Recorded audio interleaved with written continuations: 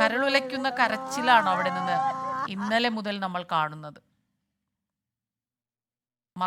മകനെ നഷ്ടപ്പെട്ടവർ, ഭർത്താവിനെ നഷ്ടപ്പെട്ടവർ, അച്ഛനെ അമ്മയെ നഷ്ടപ്പെട്ടവർ, അങ്ങനെ ഇന്നലെ വരെ ചിരിച്ചും കളിച്ചും നടന്നവർ അല്പസമയം മുൻപ് വരെ അവിടെ നിന്ന് സംഭവ സ്ഥലത്തു നിന്ന് ഫോട്ടോ എടുത്ത് അയക്കുന്നു, ചിരിച്ചും കളിച്ചും അല്പസമയത്തിനകം തന്നെ വരാം, ഞങ്ങളിവിടെ സുരക്ഷിതരാണെന്ന് പറയുന്നവർ, പിന്നീട് കേൾക്കുന്ന വാർത്തയും പിന്നീട് ഓടിച്ചെല്ലുന്നവർക്ക് അവരുടെ മുന്നിൽ നിർജീവമായ അവരുടെ ഉറ്റവരുടെ മൃതദേഹങ്ങളാണ് കാണുന്നത്. ഒരിക്കലും പ്രതീക്ഷിക്കാത്ത കാഴ്ചകളാണ്. സൂരജ് സജി കൂടി ചേരുന്നുണ്ട്. പോസ്റ്റ്മോർട്ടത്തിന് ശേഷം മൃതശരീരങ്ങൾ ബന്ധുക്കൾക്ക് വിട്ടു നൽകുകയാണ്. അതിൽ നമ്മൾ രാവിലെ കണ്ട ഒരു കാഴ്ചയുണ്ട്. 1.5 വയസ്സുകാരൻ്റെ മൃതദേഹം അവൻ്റെ ബന്ധുക്കൾ ഏറ്റുവാങ്ങുന്ന ആ ഒരു കാഴ്ച. അതിനുശേഷം ഓരോന്നായിട്ട് ഓരോരുത്തരുടെയും നഷ്ടം ഓരോ രീതിയിലാണ്.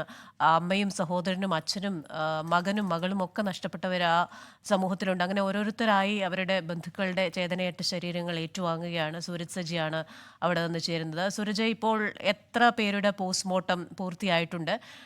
ഇനി തിരിച്ചറിയാൻ മൃതദേഹങ്ങൾ ഉണ്ടോ? അവിടെ നിന്നുള്ള വിവരങ്ങൾ എന്താണ്?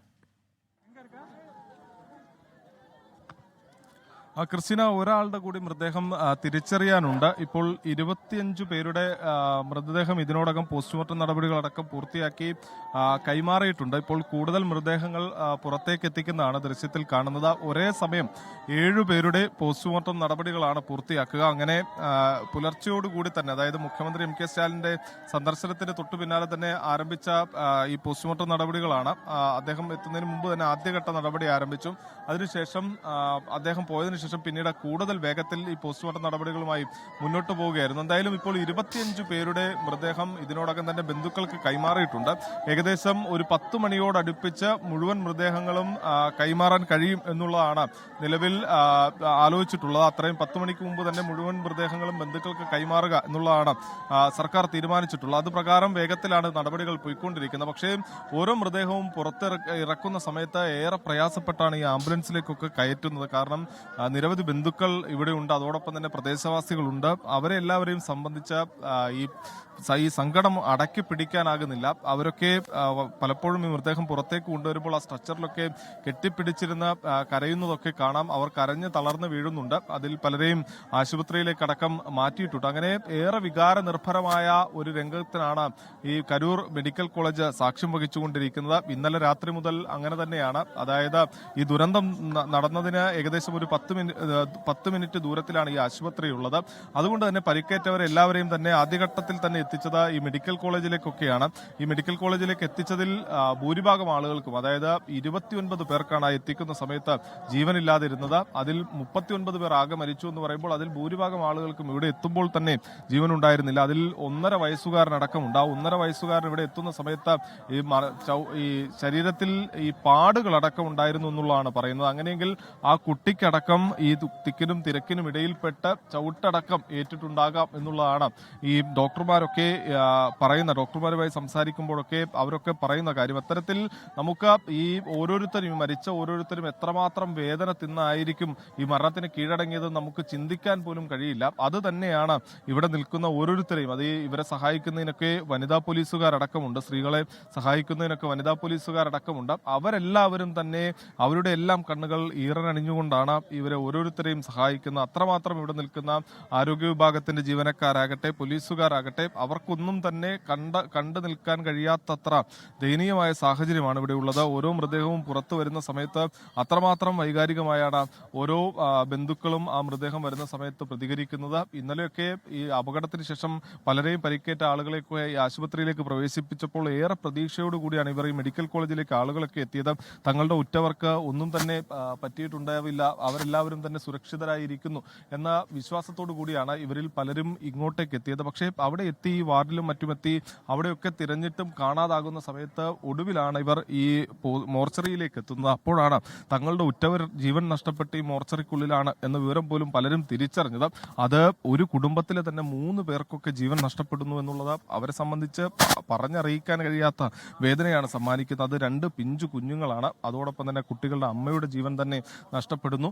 അടുത്ത അടുത്ത മാസം കല്യാണം ഉറപ്പിച്ചിരിക്കുന്ന നവദമ്പതികൾക്ക് വിവാഹം ഉറപ്പിച്ചു വെച്ചിരിക്കുന്ന നവദമ്പതികൾക്ക് അവരുടെ ജീവൻ നഷ്ടപ്പെടുന്നു. ഇവരെല്ലാവരും പറയുന്നു ഇന്നലെ ഈ തിരക്കൊക്കെ ഉണ്ടാകും എന്നുള്ളത് പ്രതീക്ഷിച്ചിരുന്നതാണ്. അതുകൊണ്ട് തന്നെ പലരോടും പറഞ്ഞിരുന്നു ഈ പോകരുത്, ആകാശിനോടും സൗന്ദര്യയോടും, അവരാണ് അടുത്ത മാസം വിവാഹം കഴിക്കാനിരുന്നത്, അവരോടൊക്കെ പോകരുത് എന്ന് ശാസിച്ചിരുന്നു എന്ന് അമ്മ തന്നെ പറയുന്നുണ്ട്. ഈ തിരക്കുണ്ടാകും, അതിനുള്ള സാധ്യതയുണ്ട് എന്ന് പറഞ്ഞതാണ്. പക്ഷെ അവർ അത് കേട്ടില്ല. പകരം അവർ പറഞ്ഞിരുന്നത് തങ്ങൾ തിരക്കുള്ള സ്ഥലത്ത് നിൽക്കില്ല, പകരം ഈ കെട്ടിടത്തിന്റെ ഉയരത്തിലൊക്കെ നിന്ന് വിജയിയെ കാണുക, ആ ആഗ്രഹത്തിന് വേണ്ടി പോകുന്നു എന്ന് പറഞ്ഞാണ് അവർ അവിടെ പോയത്. അവർ അവിടെ പോയി ഒരു സെൽഫി എടുത്ത് ഇത് പോസ്റ്റ് ചെയ്യുകയും ചെയ്തു. ഈ ഫോട്ടോ കണ്ട് വിളിക്കുന്ന സമയത്ത് 6:30 കൂടി ആകുന്നു, അപ്പോൾ ഞങ്ങൾ വരാൻ നിൽക്കുകയാണ് എന്ന് പറയുന്നു. പക്ഷെ അതിനിടയിൽ ഈ രംഗമാകെ മാറി മറിയുകയാണ്. ഇന്നലെ ആദ്യഘട്ടത്തിൽ ഈ തിക്കും തിരക്കുമൊക്കെ ഉണ്ടാകുന്ന സമയത്ത് കുഴഞ്ഞു വീഴുന്നത് ഈ വിജയിയുടെ പാർട്ടിയിൽ തന്നെ പെട്ട ഒരു പ്രവർത്തകനാണ് എന്നുള്ളതാണ് പറയുന്നത്. അങ്ങനെ ആംബുലൻസ് പോകുന്ന സമയത്ത് ഏറെക്കാലമായി തമിഴ്നാട്ടിൽ ചർച്ച ചെയ്യപ്പെടുന്ന ഒരു ആംബുലൻസ് രാഷ്ട്രീയമുണ്ട്. പല പരിപാടികൾക്കിടയിലേക്കും ഈ ആംബുലൻസ് എത്തുന്നു, ആ പരിപാടികൾ തടസ്സപ്പെടുന്നു എന്ന വാദപ്രതിവാദങ്ങൾ നേരത്തെയൊക്കെ ഉയർന്നിട്ടുള്ളതാണ്. ആ സാഹചര്യത്തിൽ ഒരു ആംബുലൻസ് വരുമ്പോൾ വിജയ് തന്നെ പറയുന്നുണ്ട് തങ്ങളുടെ പരിപാടികളിലേക്ക് എങ്ങനെ ആംബുലൻസ് വരുന്നു എന്ന് വിജയ് ചോദിക്കുന്നു. ഒരു പക്ഷേ വിജയ്ക്ക് അപ്പോഴും ഇതിന്റെ ഗൗരവം മനസ്സിലാകുന്നില്ല. പിന്നീട് ഒരു 9 വയസ്സുകാരിയെ കാണാതാകുമ്പോൾ ആ 9 വയസ്സുകാരിയെ ഒന്ന് തിരഞ്ഞു കണ്ടെത്തി കൊടുക്കണമെന്ന് പറഞ്ഞുകൊണ്ട് വിജയ് അഭ്യർത്ഥിക്കുകയാണ്. അവിടെ വെള്ളമില്ലാത്തവർക്കിടയിലേക്ക് വെള്ളത്തിന്റെ ബോട്ടിൽ വലിച്ചെറിയുന്നു. ആ സമയത്തൊക്കെ ഈ വെള്ളത്തിന്റെ ബോട്ടിൽ വലിച്ചെറിയുന്ന ദൃശ്യങ്ങൾക്ക് തൊട്ടു പിന്നാലെ നമുക്ക് കാണാം ആളുകൾ വലിയ രീതിയിൽ അങ്ങോട്ടും ഇങ്ങോട്ടും പരിഭ്രാന്തിപ്പെടുന്നതൊക്കെ കാണാം. അതായത് 12 മണി മുതൽ കാത്തുനിന്ന ആളുകളാണ്. അതിന്റെ വിവരങ്ങൾ കൂടി ഇപ്പോൾ പുറത്തു വരുന്നുണ്ട്. അതായത് ഈ 12 തുടങ്ങി രാവിലെ 10 മണി തുടങ്ങി രാത്രി 12 വരെയായിരുന്നു ഈ സമയം എടുത്തിട്ടുണ്ടായിരുന്നത്. പക്ഷേ ഈ സംഘാടകരാകട്ടെ ഇതിന് പ്രചാരണം കൊടുത്തത് വിജയ് ഉച്ചയ്ക്ക് ശേഷമാണ് എത്തുമെങ്കിൽ പോലും ഈ സംഘാടകർ രാവിലെ 12 മണിയോടുകൂടി വിജയ് എത്തും എന്ന തരത്തിൽ പ്രചാരണം കൊടുത്തു എന്ന വിവരങ്ങളാണ് പുറത്തു വരുന്നത്. അതുകൊണ്ട് തന്നെ ഈ 12 മണി മുതൽ ആളുകൾ കാത്തുനിന്നു. അവർ വലിയ രീതിയിൽ അവിടെ തടിച്ചുകൂടുന്ന ഒരു സാഹചര്യം ഉണ്ടായി. ട്രിച്ചി, നാഗപട്ടണം, അതുപോലെ തന്നെ തിരുവാരൂർ എന്ന സ്ഥലങ്ങളിലെല്ലാം ആളുകൾ ഇങ്ങോട്ടേക്ക് ഒഴുകിയെത്തി എന്നുള്ളതാണ് പറയുന്നത്. അതോടൊപ്പം തന്നെ പോലീസിന്റെയും സുരക്ഷാ വിന്യാസം കൃത്യമായി ഉണ്ടായി എന്നുള്ളതാണ് കണക്ക് പറയുന്നത്. SP അടക്കം DSP അടക്കം 4 പേർ ഉണ്ടായിരുന്നു. ഇൻസ്പെക്ടർമാർ 17 പേർ മതിയായ സുരക്ഷാ ക്രമീകരണങ്ങൾ ഒരുക്കി. ഒരു 1G സെൻട്രൽ സോൺ ഉൾപ്പെടെ ഏകദേശം 350 പോലീസ് ഉദ്യോഗസ്ഥരും ഉണ്ടായിരുന്നു. അതോടൊപ്പം തന്നെ കരൂരിന്റെ മറ്റു ഭാഗങ്ങളിൽ 150ഓളം പോലീസുകാരെ അധികമായി വിന്യസിപ്പിച്ചിരുന്നു. പക്ഷേ പോലീസ് ഇന്നലെ തന്നെ ഈ സംഭവത്തിന് തൊട്ടു പിന്നാലെ പറയുന്ന ഒരു കാര്യമുണ്ട്. വിജയെ 5:30യോടുകൂടിയെങ്കിലും ഇങ്ങോട്ടേക്ക് എത്തിക്കാൻ കഴിഞ്ഞത്, അതായത് ഈ പോലീസ് വിന്യാസം എല്ലാം ഉണ്ടായിട്ടും വിജയ്ക്ക് സുഗമമായി ഇങ്ങോട്ടേക്ക് എത്താൻ കഴിഞ്ഞിരുന്നില്ല. അത് പോലീസിന്റെ ഇടപെടലിനെ തുടർന്നാണ് അങ്ങോട്ടേക്ക് വിജയ്ക്ക് എത്താൻ കഴിഞ്ഞതെന്ന് പോലീസ് തന്നെ വ്യക്തമാക്കിയതാണ്. വിജയ് ആ വേദിയിൽ തന്നെ തനിക്ക് ഇങ്ങോട്ട് എത്താൻ സൗകര്യം ചെയ്ത പോലീസിന് നന്ദി പറയുകയും ചെയ്തു എന്ന് ഇന്നലെ പോലീസ് ഉദ്യോഗസ്ഥർ തന്നെ, ഉന്നത പോലീസ് ഉദ്യോഗസ്ഥർ തന്നെ വ്യക്തമാക്കുന്ന സാഹചര്യമുണ്ടായി. പക്ഷേ ഈ സംഭവം ഈ ഇത്രയും ആളുകൾക്ക് ജീവൻ നഷ്ടമായതിന് തൊട്ട് പിന്നാലെ ഈ വിജയെ അനുകൂലിക്കുന്ന ആളുകൾ ഇന്നലെ രംഗത്തെത്തിയത് പോലീസിന്റെ സഹായം അഭ്യർത്ഥിച്ചെങ്കിൽ പോലും അതൊന്നും ലഭ്യമായില്ല എന്നുള്ളൊരു വാദമായിരുന്നു ഇവർ ഉയർത്തിയത്. അത് അപ്പാടെ തള്ളുകയാണ് പോലീസ്. അതോടൊപ്പം തന്നെ ഇന്നലെ മുഖ്യമന്ത്രി MK സ്റ്റാലിൻ എത്തിയ ശേഷം അദ്ദേഹം പറഞ്ഞ കാര്യങ്ങളുണ്ട്. ഇപ്പോൾ ഉയർന്ന എല്ലാ വിവാദങ്ങളും ഈ ജുഡീഷ്യൽ അന്വേഷണത്തിന്റെ പരിധിയിൽ വരും. അത് ഒരു വസ്തുതാപരമായ അന്വേഷണമായിരിക്കും ഈ ജുഡീഷ്യൽ അന്വേഷണത്തിന്റെ ഭാഗമായി നടക്കുക. ഈ എന്തുകൊണ്ടാണ് ഇത്രയും അധികം ആളുകൾക്ക് ജീവൻ നഷ്ടപ്പെടുന്നതിലേക്ക് പോയത് എന്ന അടക്കമുള്ള കാര്യങ്ങൾ ഇതിന്റെ ഭാഗമായി പരിഗണിക്കും അല്ലെങ്കിൽ പരിശോധിക്കും എന്നുകൂടി അദ്ദേഹം പറയുകയുണ്ടായി. അതിനപ്പുറത്തേക്ക് അദ്ദേഹം പറയാതെ പറഞ്ഞ ഒരു രാഷ്ട്രീയം കൂടിയുണ്ട്.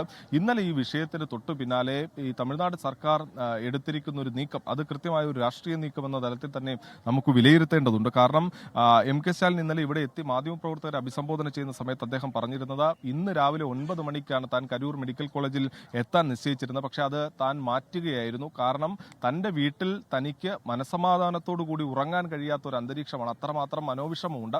ആ സാഹചര്യത്തിൽ ഇന്ന് തന്നെ പോകണമെന്ന് തീരുമാനിച്ചാണ് 1 മണിക്ക് താൻ ഫ്ലൈറ്റിന് ഇവിടെ എത്തിയതെന്ന് അദ്ദേഹം പറയുന്നുണ്ട്. അതേസമയം, അതായത് അദ്ദേഹം പറയാതെ പറഞ്ഞു വെക്കുന്ന ഒരു പ്രധാനപ്പെട്ട കാര്യം, ഈ പ്രശ്നങ്ങൾക്ക് ശേഷം വിജയ് ആകട്ടെ വിജയ് സ്വന്തം വീട്ടിലേക്ക് മടങ്ങി ഒരു ഫേസ്ബുക്ക് കുറിപ്പ് പങ്കുവച്ചതിന് അല്ലെങ്കിൽ ഒരു സോഷ്യൽ മീഡിയ കുറിപ്പ് പങ്കുവച്ചതിനപ്പുറത്തേക്ക് വിജയുടെ ഭാഗത്ത് നിന്ന് മാധ്യമപ്രവർത്തകരെ അഭിസംബോധന ചെയ്യുന്നതിന് ഒന്നും ഒരു നടപടിയും ഉണ്ടായില്ല. ആ സമയത്ത് തമിഴ്നാട് മുഖ്യമന്ത്രി നേരിട്ടെത്തി ഈ പരിക്കേറ്റവരെയും മരിച്ചവരുടെയും കുടുംബാംഗങ്ങളെ ആശ്വസിപ്പിക്കുന്നു, അവർക്ക് ധനസഹായം പ്രഖ്യാപിക്കുന്നു. ഒടുവിൽ ഇവരുടെ മനോവിഷമം തന്റെയും മനോവിഷമമാണ്, അതുകൊണ്ട് തന്നെ വീട്ടിൽ കഴിയാൻ സാധിക്കാത്തതിനാലാണ് താൻ ഈ രാത്രി തന്നെ എത്തിയത് എന്ന് മുഖ്യമന്ത്രി സ്റ്റാലിൻ പ്രഖ്യാപിക്കുന്നതിലൂടെ കൃത്യമായി വിജയ്ക്കെതിരെയുള്ള ഒരു രാഷ്ട്രീയ പോരാട്ടം തന്നെയാണ് അദ്ദേഹം പറയാതെ പറഞ്ഞു വെക്കുന്നത്. എന്തായാലും ഈ ജുഡീഷ്യൽ അന്വേഷണത്തോടു കൂടി ഈ വിഷയത്തിൽ എന്താണ് സംഭവിച്ചതെന്ന് സംബന്ധിച്ച് കൂടുതൽ വ്യക്തത വരും എന്നുള്ളതാണ് ഇപ്പോൾ പുറത്തുവരുന്ന വിവരങ്ങൾ. എന്തായാലും 10,000 പേരുടെ പരിപാടി സംഘടിപ്പിക്കുന്നതിന് വേണ്ടിയാണ് അനുമതി തേടിയിരുന്നത്.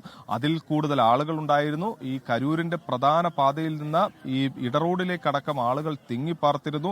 ഈ കരൂരിലെ പ്രധാന നഗരത്തിൽ ഉൾപ്പെടെ ഇന്നും ഈ തിരക്കിനെ സൂചിപ്പിക്കുന്ന പലരുടെയും ചെരുപ്പുകളടക്കം ഇങ്ങനെ കെട്ടിക്കിടക്കുന്ന ഒരു സാഹചര്യമുണ്ട്. ഇപ്പോൾ ഇതിൽ 51 പേർ ഈ ICUവിൽ ഉണ്ടായിരുന്നു. അതിൽ ചിലരുടെ ആരോഗ്യനിലയൊക്കെ മെച്ചപ്പെട്ടിട്ടുണ്ട് എന്നുള്ളത് തന്നെയാണ് നമുക്ക് ലഭിക്കുന്ന വിവരം. ഇപ്പോൾ ഈ കരൂർ മെഡിക്കൽ കോളേജിൽ കഴിയുന്നതിൽ ഒരാളുടെ നില മാത്രമാണ് ഗുരുതരമായി തുടരുന്നത്. അപ്പോഴും 40ഓളം പേർ വിവിധ ആശുപത്രികളിൽ തീവ്രപരിചരണ വിഭാഗത്തിൽ തുടരുകയും ചെയ്യുന്നുണ്ട്. ലോകത്തെവിടെയായാലും ഏത് സമയത്തും 24 വാർത്തകളും ഓഗ്മെന്റഡ് റിയാലിറ്റി പാക്കേജുകളും എക്സ്പ്ലെയിനറുകളും വിശദമായി കാണാൻ ഞങ്ങളുടെ യൂട്യൂബ് ചാനൽ നിങ്ങൾക്ക് സബ്സ്ക്രൈബ് ചെയ്യാം.